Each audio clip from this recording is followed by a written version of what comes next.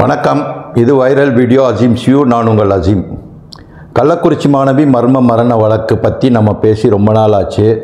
ஏன் இவ்வளோ காலதாமதமாக அந்த வீடியோ போடுறேன் அப்படின்னா, பாப்பா மோகன் சார் என்ன சொல்கிறாரு அப்படிங்கிறத கேட்டுட்டு உங்களுக்கு பதில் சொல்லலாம் அப்படின்னு சொல்லி இவ்வளோ நாள் அவரை ட்ரை பண்ணிகிட்டு இருந்தேன். அவர் ரொம்ப பிஸியாக இருக்கனால அவரை காண்டாக்ட் பண்ணவே முடியலை அப்படிங்கிறது தான் உண்மை.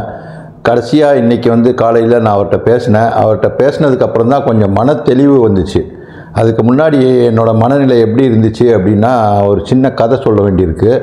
அந்த கதை என்னென்னா, ஒரு காட்டில் நிறையா குரங்குகள் வாழ்ந்துட்டு இருந்தது. அந்த குரங்குகளில் ஒரு குட்டி குரங்கு மட்டும் ரொம்ப சுட்டித்தனமான ஒரு குரங்காக இருந்தது. அந்த குரங்கு என்ன பண்ணிச்சுன்னா, அங்கங்கே சுற்றி திரியும்போது ஒரு கருநாக பாம்பு, ரொம்ப விஷத்தன்மை உள்ள பாம்பு, கடித்த உடனே செத்து போகிற அளவுக்கு விஷத்தன்மை உள்ள ஒரு பாம்பு ஒன்றை பார்த்து எல்லா குரங்குகளும் அதை பார்த்து விலகி ஓடும்போது, இந்த குரங்கு மட்டும் அந்த பாம்பை கையில் பிடிச்சிருச்சு. கையில் பிடிச்சோடனே அது கழுத்தை பிடிச்சோடனே அந்த பாம்பு அது உடம்பை கொஞ்சம் சுற்றிச்சு. மற்ற குரங்குகள்லாம் இதை காப்பாற்ற முயற்சி பண்ணாமல் சுற்றி நின்று வேடிக்கை தான் பார்த்துட்டு இருந்ததுங்க.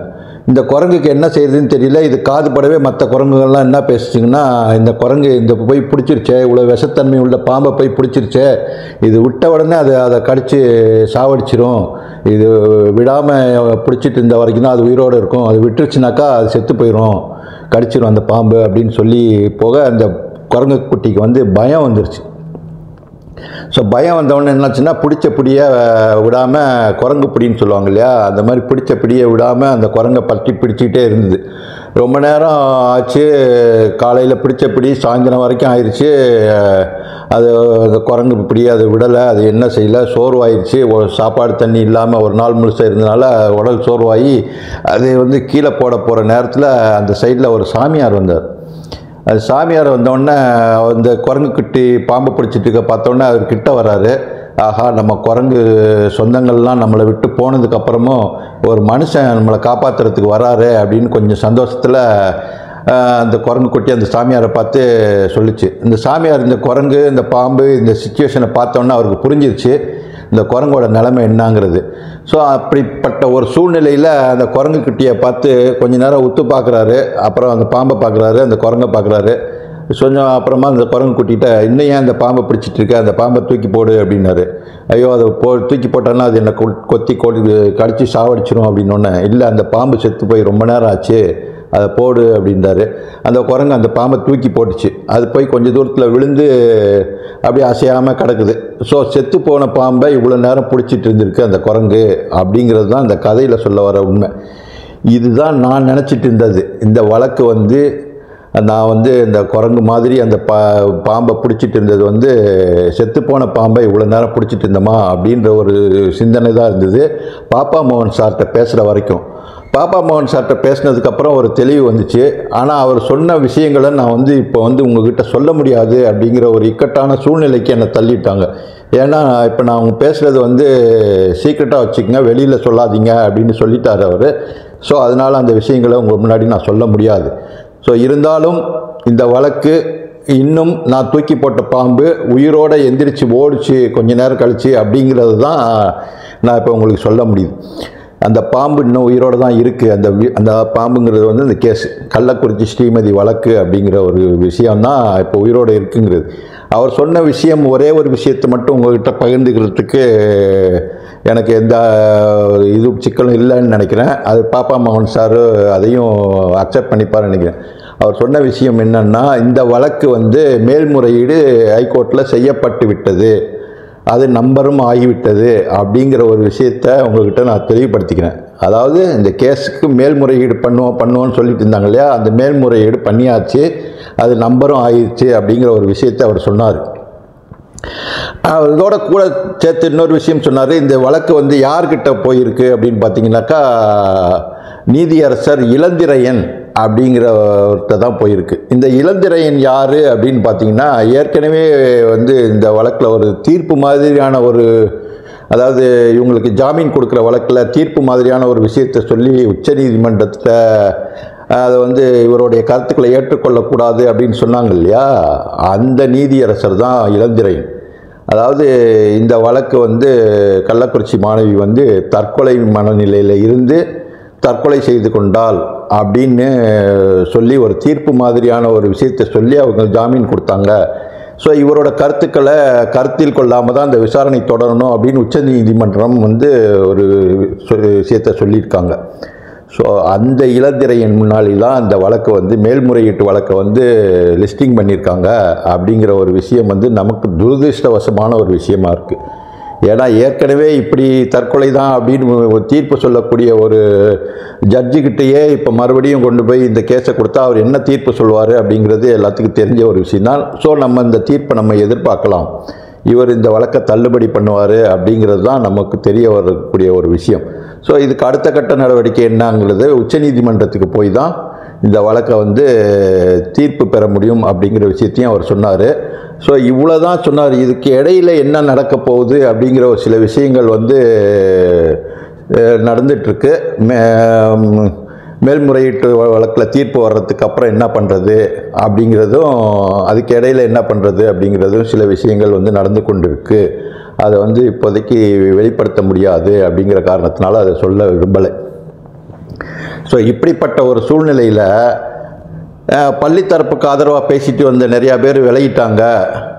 இப்போ புதுசாக புற்றீசல் மாதிரி ஒரு 2-3 சேனல்கள் புதுசாக கிளம்பி அவங்க வந்து வீடியோ போட ஆரம்பிச்சிருக்காங்க. பள்ளித்தரப்புக்கு ஆதரவாக, அதாவது ஸ்ரீமதி ஜஸ்டிஸ் ஃபார் ஸ்ரீமதிக்கு பேசுகிற மாதிரி பள்ளித்தரப்புக்கு ஆதரவாக பேச ஆரம்பிச்சிருக்காங்க அப்படிங்கிறத நம்ம பார்க்க முடியுது. அதில் குறிப்பாக என்ன கொண்டு வர்றாங்க அப்படின்னு பார்த்தீங்கன்னா, அந்த அஜ்ஜு அண்ணா அப்படின்ற ஒரு விஷயத்தை வந்து அந்த பெண் வந்து காதல் வயப்பட்டால், அதனால் காதல் தோல்வியால் அந்த பொண்ணு வந்து தற்கொலை செய்து கொண்டால் அப்படிங்கிற மாதிரியான ஒரு விஷயத்தை ஃப்ரேம் பண்ணுறாங்க. அந்த ஃப்ரேம் பண்ணும்போது என்ன சொல்கிறாங்கன்னா, அந்த பெண் எழுதினதாக சொல்லப்படும் கடிதத்தில் அஜ்ஜு அண்ணான்னு 108 இடத்துல சொல்லியிருக்காங்க. ஸோ அஜ்ஜு அண்ணான்னு சொல்கிற இடத்துலலாம் ஹார்ட் சிம்பிள் போட்டிருக்காங்க. ஸோ அந்த பெண் வந்து அஜ்ஜு அண்ணான்னு சொன்னாலும் அந்த அஜ்ஜு அண்ணான்ற ஒரு நபர், அவர் பேர் வந்து என்னங்கிறது உங்கள் எல்லாருக்குமே தெரியும், அதனால் நான் திருப்பி சொல்ல வேண்டிய அவசியம் இல்லை அப்படிங்கிறது. அதனால் அதை சொல்லலை, நான் சொல்லலாமா வேணாமாங்கிறது கூட எனக்கு தெரியல, அதனால் நான் அந்த பேரை நான் வந்து சொல்ல விரும்பலை. ஸோ அந்த அஜ்ஜு அண்ணா அப்படிங்கிற ஒரு ஆளை வந்து இந்த பெண்ணு லவ் பண்ணா, அண்ணான்னு சொன்னாலும் அந்த பெண்ணை தான் லவ் பண்ணா, அந்த பெண்ணு அந்த அஜ்ஜு அண்ணாவை தான் லவ் பண்ணா அப்படிங்கிற மாதிரி ஒரு ஃப்ரேம் பண்ணுறாங்க. ஸோ இதனால தான் அந்த பெண் தற்கொலை செய்து கொண்டால் காதல் தோல்வினால் அப்படிங்கிற மாதிரி ஒரு கேரக்டர் அசாசினேஷன் அப்படிங்கிற மாதிரியான ஒரு விஷயத்தை உள்ளே கொண்டு வராங்க. ஸோ இந்த விஷயத்தை வந்து நான் பாப்பா மோகன் சார்கிட்ட எத்தி வச்சுட்டேன். இந்த மாதிரி வீடியோ வந்திருக்கு சார் அப்படின்னு சொல்லிட்டு அந்த வீடியோக்களையும் அவருக்கு அனுப்பியிருக்கேன். அனுப்புங்கன்னு சொன்னார், அனுப்பியிருக்கேன். அது என்னன்னு பார்க்குறேன் அப்படின்னு சொல்லிட்டு கேட்டனால அந்த வீடியோக்களையும் அந்த டீட்டெயில்ஸ் எல்லாம் சொல்லி அனுப்பி வச்சாச்சு. இப்போ இன்னொரு விஷயம் என்ன அப்படின்னா, இந்த ஃப்ரேம் பண்ணக்கூடிய ஒரு விஷயம் வந்து இந்த ஸ்ரீமதி எழுததாக சொல்லப்படக்கூடிய விஷயங்கள் வந்து ஸ்ரீமதி எழுதியதானா அப்படிங்கிறது தான் நம்மளோட சந்தேகமே. ஸோ அந்த கையெழுத்து வந்து ஒத்துப்போனாலும் அந்த நோட்டு கைப்பற்றப்பட்ட இடம் வந்து எங்கன்னு பார்த்தீங்கன்னா தோழியோட ஹேண்ட்பேக்லேருந்து எடுத்திருக்காங்க. ஸோ தோழியோட ஹேண்ட்பேக்கில் ஸ்ரீமதியோட நோட்டு இருக்கிறதுக்கான வாய்ப்பு வந்து எப்படிங்கிற சாத்தியக்கூறுகள் எல்லாம் நம்ம ஆராய வேண்டியிருக்கு. அதுக்கப்புறம் இந்த சிக்னேச்சர் ஒப்பீடு, கையெழுத்து ஒப்பீடு அப்படிங்கிற ஒரு விஷயத்தை பார்த்து அதை ஒப்பிட்டு இது ஸ்ரீமதியோட கையெழுத்து தான் அப்படின்னு வந்து போலீஸ் தரப்பு வந்து அவங்க இதில் சார்ஜ் ஷீட்டில் வந்து சொல்லியிருக்காங்க. அதுக்கப்புறமா மனநல மருத்துவர்கள் சொன்ன கூற்றுப்படி இந்த பெண் வந்து தற்கொலை செய்து கொள்ள மென்டாலிட்டியில் தான் இருந்திருக்கா அப்படின்ற விஷயத்தையும் அவங்க சொல்லியிருக்காங்க. அதாவது நேராக இன் பர்சன், நம்ம ஏற்கனவே நிறையா வாட்டி அதை வலியுறுத்தியிருக்கோம். ஒருத்தர் என்ன மனநிலையில் இருக்காரு அப்படிங்கிறத தெரிஞ்சுக்கணுன்னா அவர்கிட்ட இன் பர்சனாக நேருக்கு நேராக உட்காந்து பேசினா மட்டும்தான் அது தெரியும். ஏற்கனவே எழுதின ஒரு 2-3 வார்த்தைகள், 2-3 வாக்கியங்கள் இதை வைத்து கொண்டு ஒரு பெண் இந்த மனநிலையில தான் இருந்தா அப்படின்னு சொல்கிறது எந்த வகையில் ஏற்புடையது அப்படிங்கிறத நான் உங்கள் பொருட்கிட்டே விட்டுட்டேன். நீங்களே முடிவு பண்ணிக்கோங்க அது என்னன்றதை. ஸோ இந்த மாதிரியான ஒரு வார்த்தைகள் வந்து என்ன சொல்ல வருது அப்படின்னா, மை ஃபீஸ் மை கடன் அப்படின்ற ஒரு விஷயத்தை வச்சு என்கிட்ட வாங்கின கடைசியாக எழுதின லெட்டர் இருக்குது பார்த்தீங்களா, அந்த 2 டீச்சர், கணக்கு டீச்சர், கெமிஸ்ட்ரி டீச்சர் என்னை ரொம்ப டார்ச்சர் பண்ணுறாங்க, எனக்கு ஃபார்முலா வரல, சரியாக படிக்க மாட்டேன்னு திட்டுறாங்க அப்படிங்கிற தற்கொலை கடிதத்தில் என்ன எழுதியிருக்குன்னா அந்த 2 டீச்சரை தான் பேம் பண்ணியிருக்காங்க. கடைசியாக ஒரே ஒரு வாக்கியத்தில் வந்து எங்கள் அம்மா கிட்ட வாங்கின ஃபீஸை வந்து திருப்பி கொடுத்துருங்க, புக்ஸுக்காக வாங்கின ஃபீஸையும் இந்த பணத்தையும் அவங்கக்கிட்ட திருப்பி கொடுத்துருங்க அப்படிங்கிற மாதிரியான ஒரு விஷயத்தை சொல்கிறாங்களே, அந்த ஒத்த வாக்கியத்தை மட்டும் முக்கியமாக எடுத்துக்கிட்டு இந்த டீச்சர் திட்டினாங்க, எனக்கு மன உளைச்சல் அதிகமாக இருக்குது, எல்லா ஸ்டூடெண்ட்ஸ் முன்னாடி என்னை திட்டாங்க, சரியாக படிக்க மாட்டேங்கிற அப்படின்னு சொல்லி திட்டின ஒரு விஷயத்தை பெருசாக்காமல் இந்த அம்மா கிட்ட பணத்தை திருப்பி கொடுத்துருங்க அப்படின்னு சொல்கிற ஒரு விஷயத்தை மட்டும் ஜாக்கிரதையாக எடுத்து கையாண்டிருக்காங்க. அதாவது இந்த பெண்ணை வந்து அவங்க அம்மா டார்ச்சர் பண்ணாங்க, நான் எவ்வளோ ஃபீஸ் கட்டி இன்னும் படிக்க வைக்கிறேன், நீ இன்னும் ஒழுங்காக படிக்க மாட்டேங்கிற அப்படின்னு சொல்கிறது வந்து எல்லா அம்மாக்களும் எல்லா பொண்ணுங்கக்கிட்டையும் சொல்கிற ஒரு விஷயந்தான். இது வந்து ஒரு பெருசுபடுத்தி இந்த அம்மா அவங்கள டார்ச்சர் பண்ணாங்க, அதனால தான் இந்த பெண் வந்து தற்கொலை பண்ணிக்கிட்டா, அந்த பணத்தை திருப்பி கொடுங்கன்னு சொல்லிட்டு தற்கொலை பண்ணியிருக்கா அப்படின்ற மாதிரியான ஒரு ஃப்ரேம் சொல்லியிருக்காங்க. ஸோ இது வரைக்கும் 3வது மாடியிலேருந்து தற்கொலை பண்ணிக்கிட்டான்னு சொல்லப்பட்ட ஒரு விஷயம் இப்போ அதுக்கு மேலே போய் 4வது மாடியிலேருந்து அப்படிங்கிற ஒரு விஷயத்தையும் சொல்லியிருக்காங்க. ஸோ 4வது மாடிங்கிறது வந்து அங்கே வந்து மொட்டை மாடி தான். நம்ம கிளப்பக்கூடிய சந்தேகங்கள் என்னென்னா, அந்த 3வது மாடியில் இருக்க சிறிய இடைவெளி வழியாக அந்த பெண்ணு நுழைஞ்சி அங்கேருந்து குதித்து தற்கொலை பண்ணிக்க முடியுமா அப்படின்னு கேட்ட கேள்வியினால் இப்போ அந்த 3வது மாடிங்கிறது வந்து 4வது மாடியாக மாறி போயிருக்கு. இந்த வீடியோ போடுறவங்கலாம் அதை தான் இப்போ வந்து முக்கியமான ஒரு கருத்தாக எடுத்துகிட்டு இருக்காங்க. இந்த வீடியோக்களுக்கு ஆதாரம் என்ன அப்படின்னு பார்த்தீங்கன்னாக்கா, அவங்க 100க்கு 100 பொய் தான் அதை சொல்லியிருக்காங்க அப்படிங்கிறது தெரிய வருது. ஏன்னா அவங்க நிறையா நாள் 100 நாட்களுக்கு மேலே சிறையில் இருந்து தான் ஜாமீன் வாங்கினாங்க அப்படின்னு சொல்லக்கூடிய விஷயங்கள்லாம் வந்து நம்ம வந்து பொய்யாக தான் பார்க்கப்படுது. ஏன்னா அது வந்து அவங்க எத்தனை நாள் உள்ளே இருந்தாங்க அப்படிங்கிறதுலாம் மக்களுக்கு எல்லாருமே தெரியும். ஏன்னா இந்த வழக்கை ஃபாலோ பண்ணிகிட்ருக்க எல்லாருமே சும்மா ஃபாலோ பண்ணலை, என்ன நடக்குது அப்படிங்கிறத தீர ஆராய்ஞ்சி வழக்குடைய தன்மையை முழுசாக புரிஞ்சிக்கிட்டு தான் பார்க்குறாங்களே தவிர, அவங்க வந்து குறைஞ்சபட்சமாக ஒரு 40 நாளில் அவங்க பிணையில் வெளியே வந்துட்டாங்க அப்படிங்கிறது தான் உண்மை. ஸோ 40 நாளில் வெளியே வந்த ஒருத்தர் வந்து 100 நாட்களுக்கு மேலே ஜெயிலில் இருந்து வெளியே வந்தாங்கிறது வந்து சிம்பத்தி கிரியேட் பண்ணுற மாதிரியான ஒரு சீனாக தான் பார்க்கப்படுது. ஸோ பள்ளித்தரப்புக்கு இப்போ வந்து என்ன கேஸ் நடக்குது அப்படின்னு பார்த்தீங்கன்னா, ஒரு வாரத்துக்கு முன்னாடி அந்த கேஸ் விசாரணைக்கு வந்தது. அவங்க சகோதரி செல்வி அந்த விசாரணைக்கு போயிட்டு வந்தாங்க. என்ன வழக்குன்னா, அந்த அனுமதி பெறாமல் அந்த ஹாஸ்டல் நடத்துனாங்க இல்லையா, அந்த வழக்கு மட்டும்தான் இப்போ நடந்துகிட்ருக்கு. ஸோ மீதி வழக்குகளை வந்து எல்லாத்தையுமே அவங்க வந்து ஏறக்குறைய டிஸ்மிஸ் அப்படின்ற ஒரு வார்த்தை சொன்னனால, இந்த வழக்கை வந்து தற்கொலை தான் முடிவு பண்ணி சார்ஜ் ஷீட் ஃபைல் பண்ணனால இப்போ வந்து அவங்களுக்கு என்ன இருக்குன்னா, அந்த சார்ஜ் ஷீட்டில் உள்ளதுபடி அந்த அனுமதி பெறாமல் நடத்தப்பட்ட அந்த ஹாஸ்டல், அந்த வழக்கு தான் இப்போ நடந்துகிட்ருக்கு. அதுக்கு தான் சகோதரி செல்வி வந்து ஆஜரானாங்க. அந்த வழக்கு தான் நடந்துகிட்ருக்கு. ஸோ இப்போ நம்ம மேல்முறையீடு அப்படிங்கிற ஒரு விஷயத்தை பண்ணியிருக்கோம். அதுக்கு வந்து நீதியரசர் இளந்திரையன் என்ன ஜட்மெண்ட் கொடுக்க போகிறாரு அப்படின்னு பொறுத்து இருந்து தான் பார்க்கணும். என்ன ஜட்மெண்ட் கொடுக்க போகிறாரு அப்படிங்கிறது உங்கள் எல்லாருக்குமே தெரிஞ்ச ஒரு விஷயந்தான். ஸோ இந்த தெரிஞ்ச ஒரு விஷயத்தை நம்ம ஒரு தீர்ப்பாக சொல்லும்போது தான் அதுக்கு அடுத்த கட்ட நடவடிக்கை என்ன அப்படிங்கிறது நம்ம பண்ண முடியும். ஸோ அந்த தீர்ப்பு வர வரைக்கும் நம்ம வெயிட் பண்ணிவிட்டு அதுக்கப்புறம் இதில் அக்செப்ட் பண்ணிட்டாரு, கேஸு வந்து ட்ரையல் கொண்டு வராங்க அப்படின்னா வெல் அண்ட் குட்டு. ஸோ இவர் வந்து ஏற்கனவே தற்கொலை தான் அப்படின்னு தீர்ப்பு சொன்னனால இதுதான் தீர்ப்பாக இருக்க போகுது அப்படின்ற நம்ம யூகமாக இருக்கோம். ஸோ யூகங்களுக்கு இடம் கொடுக்க வேண்டாம் அப்படின்னு சொல்லிட்டு நீதியரசர் வந்து என்ன தீர்ப்பு கொடுக்குறாரு அப்படிங்கிறத நம்ம பொறுத்து இருந்து தான் பார்ப்போம். அவர் தீர்ப்பை விமர்சிக்கக்கூடிய பவர் வந்து சுப்ரீம் கோர்ட்டுக்கு தான் இருக்குது. நமக்கு வந்து அதை விமர்சிக்கக்கூடிய தகுதி இருக்கா இல்லையாங்கிறது வந்து அடுத்த விஷயம். அதை நம்ம விமர்சிக்க போக வேண்டாம். ஸோ அவர் என்ன தீர்ப்பு கொடுக்க போகிறாருங்கிறது வந்து நமக்கு தெரிஞ்ச ஒரு விஷயம் அப்படிங்கிறத மட்டும் நான் உங்களுக்கு சொல்லியிருக்கிறேன். ஸோ உங்கள் எல்லாருக்குமே அது தெரிஞ்ச ஒரு விஷயந்தான்.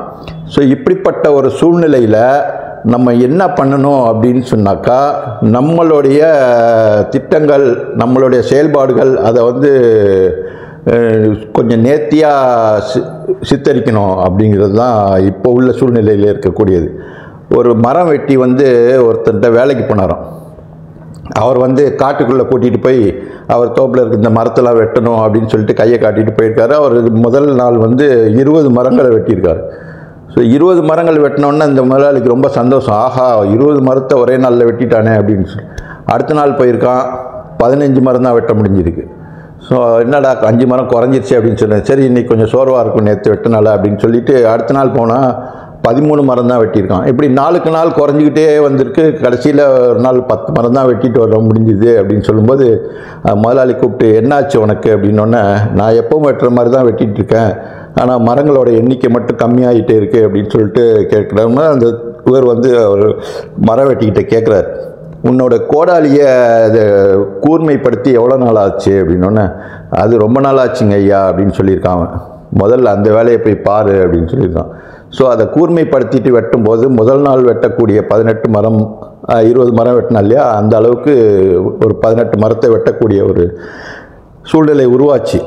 ஸோ இப்போ நம்ம செய்ய வேண்டியது வந்து அந்த கோடாலியை பட்டத்திட்டின மாதிரி நம்மளுடைய திட்டங்களையும் கூர்மைப்படுத்த வேண்டிய அவசியம் இருக்குது. அதாவது இந்த கேஸ் விஷயத்தில் என்ன செய்யணும் அப்படிங்கிறது மாதிரி ஒரு கோடாலியை கூர்த்திட்டுற மாதிரி நம்மளோட அறிவுகளையும் நம்மளுடைய திட்டங்களையும் கூர்மைப்படுத்த வேண்டிய ஒரு சூழ்நிலைக்கு நம்ம ஆளாயிருக்கோம் அப்படிங்கிறது தான் உண்மை. ஸோ அந்த மாதிரியான கூர்மைப்படுத்தும் வேலையை தான் பாப்பா மோகன் சார் பண்ணிகிட்ருக்காரு அப்படிங்கிற ஒரு விஷயத்தையும் அவர் சொன்னார். அதையும் உங்கள் முன்னாடி எத்தி வச்சிடுறேன். ஸோ இப்படிப்பட்ட ஒரு சூழ்நிலையில் தான் இந்த கேஸ் இன்றைக்கி பயணிச்சிட்டு இருக்கு அப்படிங்கிறத உங்கள்கிட்ட வந்து சொல்லணும்னு ஒரு விஷயமாக இருந்ததுனால சொல்லியிருக்கேன். இதுக்கப்புறமா நடக்கக்கூடிய விஷயங்கள் வந்து என்ன அப்படிங்கிறது வந்து சொல்ல வேண்டிய விஷயங்களை மட்டும் சொல்லலாம் அப்படின்னு சொன்னனால நான் அது என்னென்ன வரும்னு சொல்லிட்டு பொறுமையாக உட்காந்து யோசித்து தான் உங்கள்கிட்ட பதிவு போட வேண்டியிருக்கு. அதனால தான் இவ்வளோ நாள் டைம் கேப் ஆயிடுச்சு. என்ன நடக்குது அப்படிங்கிறத அப்பப்போ உங்களுக்கு தெரியப்படுத்திகிட்டே இருந்தோம்னா இந்த வழக்குடைய போக்கு வந்து திசை மாறக்கூடிய சூழ்நிலை உருவாகிரும். அப்படிங்கிறனால இத்தோட இந்த வீடியோவை முடிச்சுக்கிடுவோம். உங்களுடைய கமெண்ட்டுகள் என்ன அப்படிங்கிறத வந்து கமெண்ட் செக்ஷனில் கண்டிப்பாக சொல்லுங்கள். நான் கேட்ட கேள்விகள், இந்த வழக்கில் நான் கேட்ட கேள்விகளுக்கு உங்களுடைய ஒப்பீனியன் மாற்று கருத்து ஏதாவது இருந்துச்சுன்னா அதையும் வந்து கமெண்ட் செக்ஷனில் வந்து சொல்லுங்கள். அடுத்த அப்டேட்டில் நான் உங்களுக்கு வந்து முடிஞ்ச வரைக்கும் இந்த வழக்கை பற்றின பரிபூர்ண தகவல்களை சொல்ல முயற்சி பண்ணுறேன். அது வரைக்கும் நன்றி, வணக்கம். அடுத்த வீடியோவில் பார்ப்போம்.